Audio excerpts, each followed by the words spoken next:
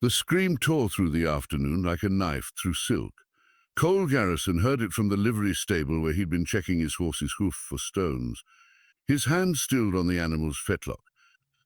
The sound came again, high, desperate, a child's voice breaking on the edge of terror. He didn't run. Men who survived long in the territories learned not to run toward trouble without knowing what shape it took. But he moved fast, boots kicking up dust as he crossed the wide dirt street of Benton's Crossing, a town so small it barely warranted a name on any map that mattered. The crowd had already formed outside the general store. Maybe 15 people, all pressed together like they were watching a hanging. Nobody was moving to help. That told Cole everything he needed to know about what kind of trouble this was. He pushed through without asking permission. Shoulders parted reluctantly. In the center of the circle stood 2 girls. The older one couldn't have been more than 16. She wore a faded calico dress, patched at the elbows, and her dark hair hung in a braid down her back. Her face was pale, her jaw set hard, but her hands trembled as she held her younger sister behind her. The little one, maybe 8 years old, had been crying. Her face was streaked with dirt and tears, and she clutched her sister's skirt with white-knuckled fists. Facing them were 3 men. Cole recognized the type before he recognized the faces. Drifters, the kind who rode through towns like locusts, taking what they wanted and moving on before anyone organized enough to stop them. 2 were lean and hungry-looking, with eyes that moved too fast. The third was broader, older, with a scar that split his left eyebrow and a revolver hanging loose on his hip. The scarred one was doing the talking. "Ain't asking twice, girl," he said, his voice carrying that lazy drawl men used when they knew nobody was gonna challenge them. "Your daddy owes money. We're here to collect." "My father's dead," the older girl said. Her voice didn't shake. Cole gave her credit for that. "He died 3 months ago. Whatever debts he had died with him." The man smiled. It didn't reach his eyes. "That ain't how it works. Debt passes to kin." "That's the law." "That's not the law," she shot back. "That's a lie." One of the other men laughed, a wet, ugly sound. "Girl's got a mouth on her." The scarred man took a step closer. The older girl didn't back up, but Cole saw her shift her weight, angling herself more firmly between the men and her sister. "You got 2 choices," the man said. "Pay what's owed, or we take payment another way." His eyes moved over her in a way that made Cole's jaw tighten. "Pretty girl like you could work off a debt. Saloon across the way's always looking for new blood. And the little one, well, there's families out west who'd pay good money for a young servant. Indenture her for 10 years. That'd cover it." The little girl whimpered. "Please don't hurt my sister," she cried, her voice breaking into sobs. The older girl's face went white. "You touch her and I'll—" "You'll what?" The scarred man's hand dropped to his gun. Not drawing, just resting there. A promise. The crowd watched in silence. Cole scanned their faces. Shopkeepers, a few ranch hands, the blacksmith, people who lived here, who knew these girls, who probably bought supplies from their father before he died. Not one of them moved. Fear, Cole knew, was a disease. It spread fast and paralyzed good people into doing nothing while bad things happened in broad daylight. He'd seen it before. Hell, he'd lived it. But that was a long time ago. Cole Garrison stepped forward. "That's far enough," he said quietly. Every head turned. The scarred man's eyes narrowed as he sized Cole up.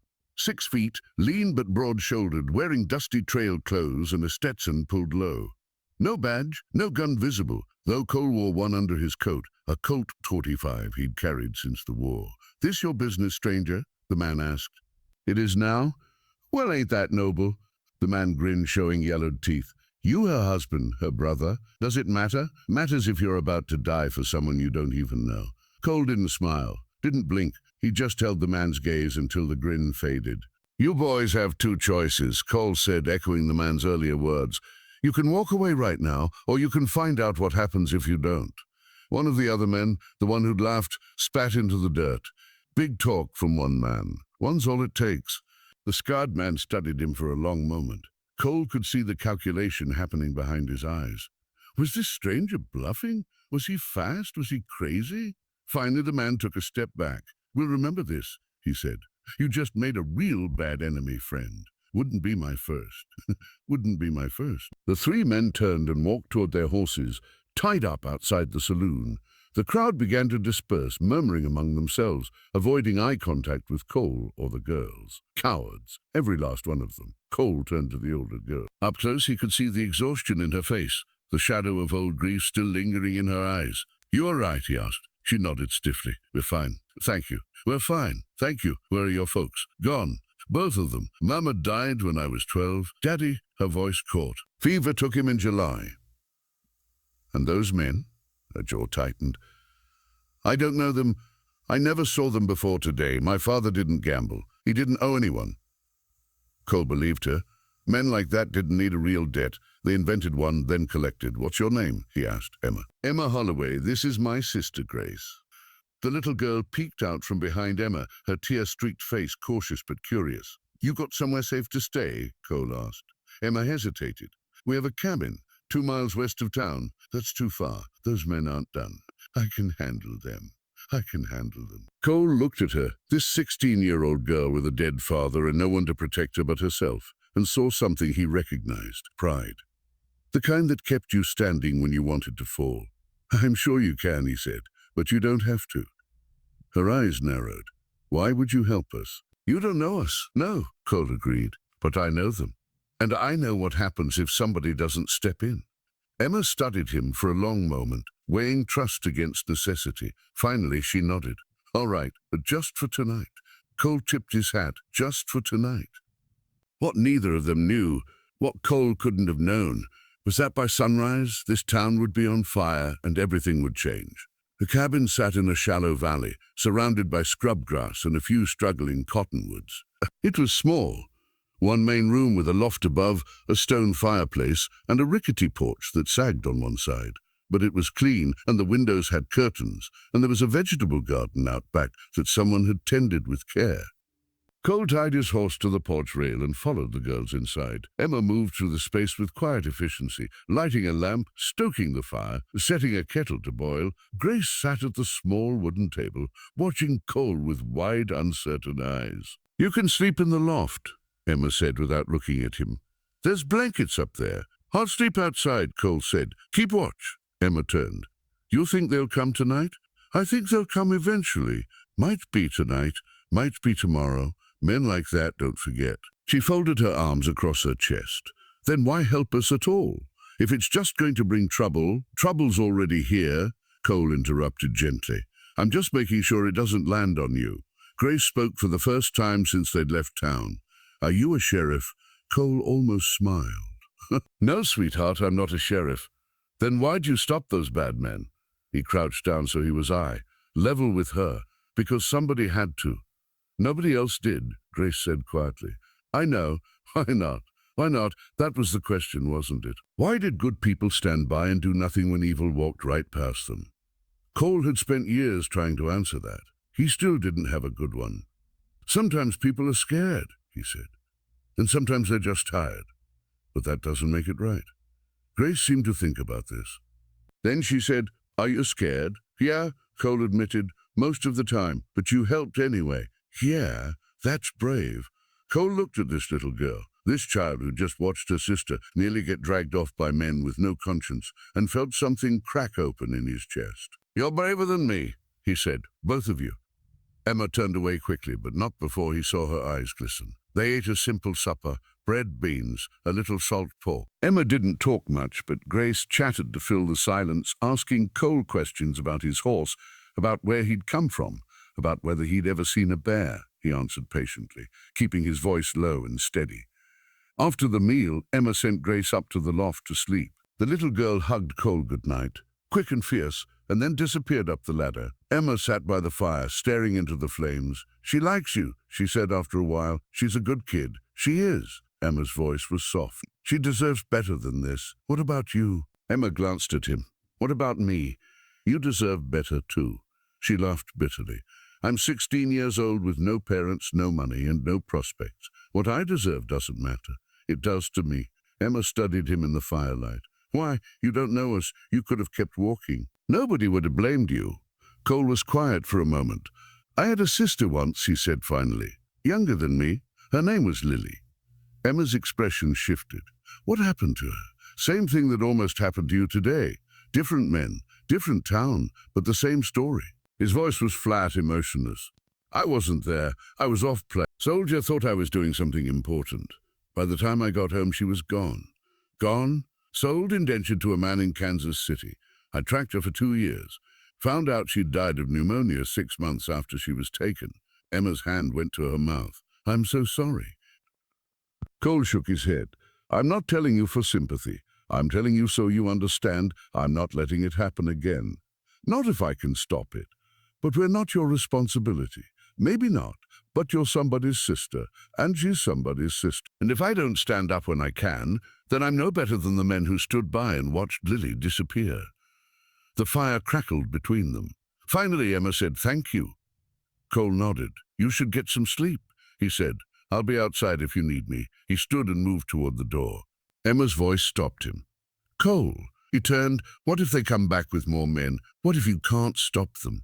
It was the question she'd been afraid to ask all night. Cole met her eyes. Then I'll die trying. He didn't sleep. Cole sat on the porch steps with his rifle across his knees, watching the horizon. The night was cold and clear, stars scattered across the sky like broken glass. Around midnight, he heard the sound of hoofbeats in the distance. His hand tightened on the rifle. The sound grew closer, then stopped. Cole stood slowly, moving into the shadow of the porch. A voice called out from the darkness. We know you're in there, stranger. It was the scarred man. Cole recognized the drawl. We got business with those girls. Send them out and maybe we let you live. Cole stepped into the moonlight. Not happening, he called back. Silence, then laughter. You're one man, the voice shouted. We're 8. You do the math. Cole's jaw tightened. 8. That changed things. Behind him, he heard the cabin door creak open. Emma stood in the doorway, pale-faced. Go back inside, Cole said quietly. They're going to kill you. Maybe. Then run.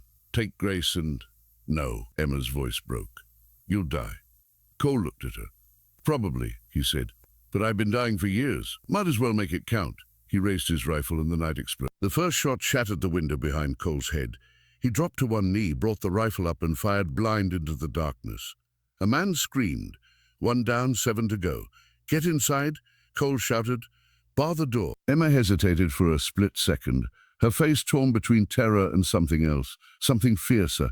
Then she ducked back into the cabin. Cole heard the heavy wooden bar slam into place. Good. He rolled off the porch just as 2 more shots splintered the wood where he'd been standing. His shoulder hit the dirt hard, but he kept moving, scrambling toward the corner of the cabin where the shadows were thickest. Spread out, the scarred man's voice barked. Flush him out. Cole's mind worked fast. 8 men. No, 7 now. They had numbers, but this was his ground now. He knew every rock, every tree, every piece of cover within 50 yards because he'd spent the last 3 hours memorizing it. That was the difference between surviving and dying. Preparation. He pressed his back against the cabin wall, controlled his breathing and listened. Footsteps. 2 men moving around the left side. Clumsy. Overconfident. Cole waited until they were close enough to hear their breathing, then pivoted around the corner and fired twice. Both men went down. 5 left. A bullet tore through the air inches from his ear. He dove forward, rolled, came up behind the water trough, which splintered as return fire shredded the trough's edge, water gushing out into the dirt. He's behind the trough, someone yelled. Cole didn't stay to confirm. He low-crawled toward the vegetable garden, using the furrows for cover. His rifle was empty. No time to reload. He drew his Colt. A shadow moved near the barn. Cole aimed, fired. The shadow crumpled. 4. Then the world went white. Pain exploded through his left side as a bullet grazed his ribs. Not deep. He'd been hurt worse, but it stole his breath and sent him sprawling into the dirt. He heard boots approaching, fast. Cole rolled onto his back, brought the Colt up, and fired. The man above him jerked backward, pistol falling from his hand. 3, but Cole's vision was swimming. Warm blood soaked through his shirt. He tried to stand, and his leg buckled. Not good. Cole, Emma's voice, distant. Screaming his name from inside the cabin, he heard the scarred man laughing. Told you, stranger, should have walked away. Cole forced himself to one knee. His hand shook as he raised the Colt. 2 shots left. A figure stepped into the moonlight. The scarred man, he wasn't hurrying, wasn't worried. He knew Cole was finished. Nothing personal, the man said, aiming his revolver at Cole's head. Just business. Cole's finger tightened on the trigger. Then the cabin door exploded open. Emma stood in the doorway holding her father's old shotgun, a double-barrel Remington that looked too big for her hands but steady as iron. "Get away from him," she said. The scarred man turned, surprise flickering across his face. "Girl, you don't even know how to—" Emma pulled the trigger. The blast caught the man in the chest and threw him backward into the dirt. He didn't get up. Two left. The remaining men broke. Cole heard them scrambling for their horses, shouting, panicking. Hoofbeats thundered away into the night. Then silence. Emma dropped the shotgun and ran to Cole. She fell to her knees beside him, hands fluttering uselessly over his bloodied shirt. "You're hurt," she said. Her voice was shaking now, the adrenaline crashing. "I'm fine," Cole lied. "Just a scratch. You're bleeding." "I've bled before." She looked at him, really looked at him, and her eyes filled with tears. "You almost died." "But I didn't, because her voice broke. "I killed him, and—" Cole reached up, his hand bloody, and gently touched her face. "You saved my life," he said quietly, "and your sister's. That's not murder, that's survival." Emma's tears spilled over. "I was so scared," she whispered. "I know, but you did it anyway. That's what courage is." She helped him to his feet. His ribs screamed in protest, but he stayed upright. Grace appeared in the doorway, pale and wide-eyed. "Is he okay?" she asked. "He will be," Emma said, though her voice still shook. They got Cole inside. Emma boiled water, tore strips of cloth, cleaned and bandaged the wound with hands that gradually stopped trembling. It wasn't deep. The bullet had carved a furrow along his ribs but hadn't penetrated. He'd be sore for weeks, but he'd live. Grace sat beside him, holding his hand. "You didn't run away," she said. "No," Cole agreed. "Why not?" He thought about that. "Because some things are worth standing for," he said. "Even if you're scared, even if you might lose." "My daddy used to say that," Grace said softly. Emma paused in her bandaging, her face stricken with grief and something else, something like hope. "He did," she said. "He used to say, 'Do what's right, even when it's hard.' I thought it was just words. But you—" She didn't finish. Cole understood anyway. Outside, the bodies lay where they'd fallen. By dawn, someone would have to bury them or drag them into town. But for now, they sat in the lamplight, 3 people who'd survived the night when they shouldn't have. "What happens now?" Emma asked quietly. Cole looked at her, at Grace, at this fragile, fierce family that had somehow become his responsibility. "Now," he said, "we make sure this never happens again." Morning came slow and gold, sunlight bleeding through the cabin windows like honey. Cole woke to the smell of coffee and frying bacon. His ribs ached with every breath, but the pain was manageable. He'd lived through worse. Emma stood at the stove, her back to him, moving with quiet efficiency. Grace sat at the table, drawing something on a scrap of paper with a bit of charcoal. For a moment, Cole just watched them. This was what he'd lost, what he'd spent 10 years trying to forget. A family, a home, a reason to stay. "You're awake," Emma said without turning around. "How'd you know? Your breathing changed."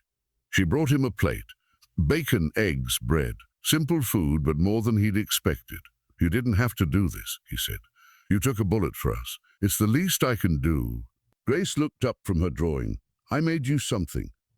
She slid the paper across the table. It was a picture, rough, childish, but unmistakable. A man in a hat standing between 2 girls and a group of dark figures. The man held a gun. The girls were safe. Cole's throat tightened. "This is real good, Grace," he said. "It's you," she said proudly. "You're a hero." "I'm not." "You are," Emma interrupted quietly. She sat down across from him. "You could have died last night. You almost did. And you did it for people you didn't even know. I told you why. I know. Your sister." Emma paused. "But we're not her. You can't bring her back by saving us. I know that. Do you?" Cole set down his fork. He met Emma's eyes, dark, steady, older than they should be. "After Lily died, I spent 2 years drinking myself to death," he said quietly. "Figured if I couldn't save her, there wasn't much point in saving myself. Then one day I woke up in an alley in Dodge City with no money, no horse, and no memory of how I got there." He paused. "And I realized she wouldn't want this. She'd want me to live, to do something that mattered. So you became a gunfighter?" "No. I became a drifter. A man who moves through towns and doesn't leave anything behind." He looked at Grace, then back at Emma. "But last night, I left something behind. And it felt right." Emma was quiet for a long moment. Then she reached across the table and took his hand. Her palm was rough, calloused from work, from survival. But her grip was firm. "Thank you," she said, "for everything." Cole nodded. He didn't trust his voice. Grace piped up. Are you going to stay? Emma flinched. Gracie, I don't know, Cole said honestly. Staying is complicated. Because of the bad men? Because of a lot of things. Grace frowned. But we need you. You don't need me. You've got your sister. She's stronger than I'll ever be. Emma's eyes glistened, but she didn't look away. Grace is right, though, she said. We do need help. I can't protect her and run this place and keep food on the table. I'm trying, but I'm failing. You're not? I am, her voice cracked. I'm 16, Cole. I don't know what I'm doing, and every day I wake up terrified that something's going to happen, and I won't be strong enough to stop it. She looked at him, but you were. You stood between us and the worst thing that could have happened, and I don't know how to repay that. You don't owe me anything. Then stay because you want to, Emma said. Not for us, for you, because maybe you need a reason to stop drifting. Cole felt something shift in his chest, like a door opening that he'd kept nailed shut for years. I can't promise I'll stay forever, he said. I'm not asking for forever, just for now. Grace grinned. Does that mean yes? Cole looked at her, this little girl who still believed in heroes despite everything, and felt the last of his resistance crumble. Yeah, he said. It means yes. They spent the morning burying the dead. It was grim work made grimmer by the heat and the flies. Cole dug while Emma and Grace stayed inside. His ribs screamed in protest, but he didn't stop. This was his mess. He'd clean it up. By noon, 6 graves marked the hillside behind the cabin. Cole didn't bother with markers. Men like that didn't deserve to be remembered. When he came back to the cabin, Emma had lunch waiting. They ate in companionable silence, the kind that came from shared trauma and tentative hope. Afterward, Emma disappeared into the small room off the main cabin and returned with a wooden box. This was my father's, she said, setting it on the table. Inside were keepsakes, a daguerreotype of a woman who must have been their mother, a few letters, a pocket watch, and a Bible. Emma pulled out the watch and held it for a moment, her thumb tracing the worn silver case. He used to say this was the only thing worth keeping, she said, because time is all we really have, and what we do with it matters. She held it out to Cole. I want you to have it. Cole stared at her. I can't.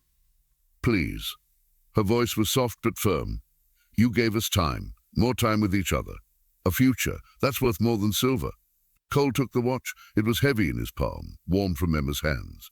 Thank you, he said quietly. Grace climbed into his lap, bold and trusting in the way only children could be, and rested her head against his chest.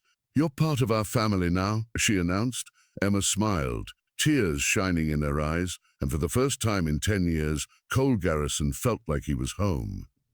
3 days later, the sheriff rode out from Benton's Crossing. He was a middle-aged man with a weathered face and tired eyes, the kind who'd seen enough violence to know when it was justified. His name was Tom Bridger, and he'd served as law in this county for 15 years. Cole met him on the porch. You the one who shot up those drifters? Bridger asked, not unkindly. I am. They started it. They did. Tried to take the girls. I stopped them. Bridger nodded slowly, figured as much. Been getting reports of those boys running schemes up and down the territory. Fake debts, intimidation worse. He spat into the dirt. World's better off without 'em. I buried them out back. Appreciate that. Saves me the trouble. Bridger studied Cole. You planning on staying? For a while. Good. Town could use a man like you. I'm not a lawman. Didn't say you were, but decent men are in short supply, and these girls need someone. He glanced toward the cabin where Emma stood in the doorway. Their father was a good man, helped a lot of folks, would have wanted someone to look after them. Cole nodded. I'll do my best. Bridger tipped his hat. That's all anyone can ask. He rode off, and Cole stood there for a moment watching the dust settle.